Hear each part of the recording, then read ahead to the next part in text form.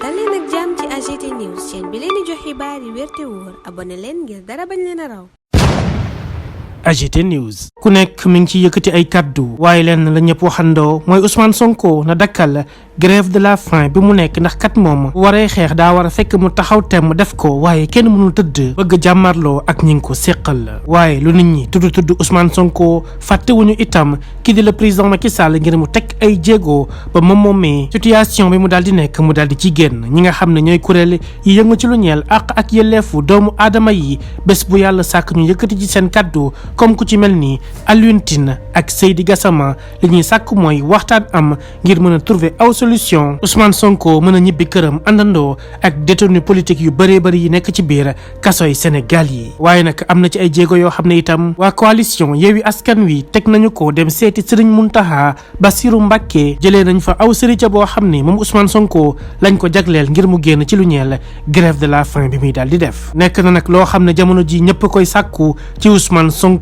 ndax kat lii di grève de la faim bi mu nekkee bu dee daf koo daal di continuer mën na koo jural ay lorange ci lu ñeel wérgu yaramam comme ni ko avocat wam di maître Ciré Clédor Ly waxee ne yaramam dafa gën a nasax te nag lu ne mën na cee xew moom maître Ciré Clédor Ly am na ci ay inquiétudes yu bëree bëri grève de la faim bi lee mën na cee jóge moom Ousmane Sonko jëlee ci ñàkk wérgu yaram boo xam ne daf koy topp te bu boobaa mission bi nga xam ne moom la jox boppam ngir Sénégal ak Afrique bu ñu deful attention ngir mu matal ko dina nekk luy jafe lool kon nag li nga xam ne sénégalais yëpp ñi ngi koy sàkku jamono ji ci Ousmane Sonko mooy mu daal di dakkal grève de la faim bi mu daal di nekki président Macky Sall itam ñëpp di ko ñaan ngir mu daal di xool naka lay def Ousmane Sonko moomu la itam mën a dellu ñibbi aw këram ay soxnaam génn nañ ci micro bu Pape Alé Niang addu ci li nga xam ni mooy situation bi ñu dund bés bu yàlla sàkk tolluwaayu Ousmane Sonko ci wàllum wérgu yaramam waaye itam di sàkku ci moom président ak première dame di Marième Faye Sall ngir ñu daal di teg ay jéego te loolee dina bokk ci li nga xam ni mën naa delloowaat ñëpp ci jàmm Alioune Tine jugul ci di ko wax mooy réewum jàmm lañu soxla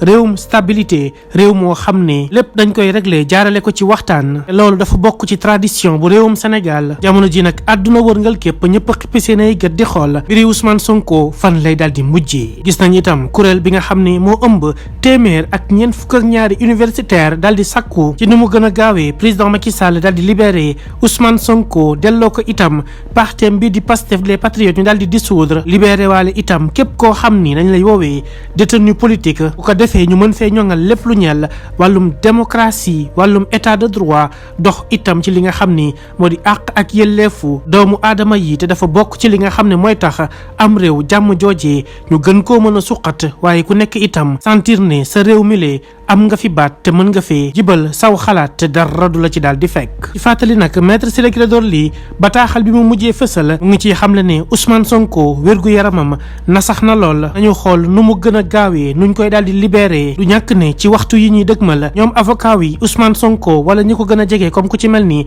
El Malick Ndiaye yor lu ñeel wàllum communication dinañ ci joxe ay xibaar évolution bu Ousmane Sonko wérgu yaramam ak lu ñeel grève de la faim bi daf koy continuer am daf koy dakkal waaye Yewwi Askan Wi la ñu jëlee ca xalif général des Mourides Serigne Mountakha Bassirou Mbacké ndax am nañ ci gain de cause ci côté wu Ousmane Sonko am déet ndax président Macky Sall dina teg jéego yi daal di koy libéré lu ci mënti am lépp dina leer du yàgg dara équipe bu AGT News dina leen ko toppal ngir saasu ne ngeen ciy am ay xibaar ki jàngat yu wér te wóor. AGT News. Tout le monde en parle. La grève de la faim que mène Ousmane Sonko inquiète tous les Sénégalais et ces derniers souhaiteraient que le leader de Pastef puisse arrêter le plus rapidement possible cette diète qui ne fait que dégrader de plus en plus sa santé alors qu'il ne peut pas se battre couché, il doit être debout pour faire face à la difficile situation à laquelle il est confronté. Tout le monde s'attend aussi à ce que le président Macky Sall puisse faire des efforts par rapport à la libération d'Ousmane Sonko. L'appel à la paix et à la stabilité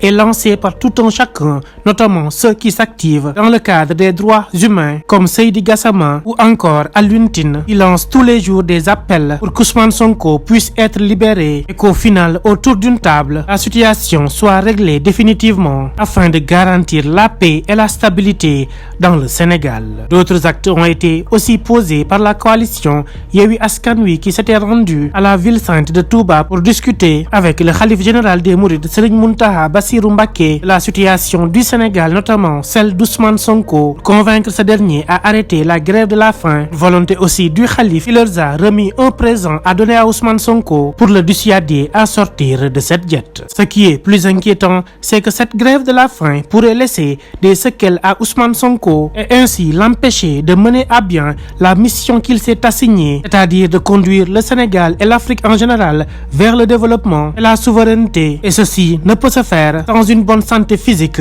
et mentale. Si on se rappelle, Maître Ciré Clédor Ly, par rapport à son dernier communiqué, il informait qu'Ousmane Sonko est de plus en plus faible, raison pour laquelle il incitait les autorités sénégalaises à réagir le plus rapidement possible avant que l'irréparable ne se produise. Cependant, nombreux sont les Sénégalais qui souhaiteraient voir Ousmane Sonko arrêter cette grève de la faim. Mais aussi, le président Macky Sall est interpellé pour que des actes puissent être posés à l'endroit d'Ousmane Sonko. Récemment, ces femmes sont même sorties pour l'interpeller, lui le président et la première dame, Madame Marième Faye Sall, pour qu'il y ait plus de clémence à l'endroit d'Ousmane Sonko et des autres détenus politiques. Le monde entier suit l'actualité politique au Sénégal et la plupart s'attendent à ce que les problèmes puissent être réglés, car le Sénégal a toujours été un exemple de démocratie où il y a parfois des conflits entre les politiques mais toujours réglés autour d'une table à travers le dialogue, comme le suggère Alioune Tine de Africa Jom Center. Récemment, 142 universitaires se sont réunis pour demander au président Macky Sall de libérer le plus rapidement possible Ousmane Sonko,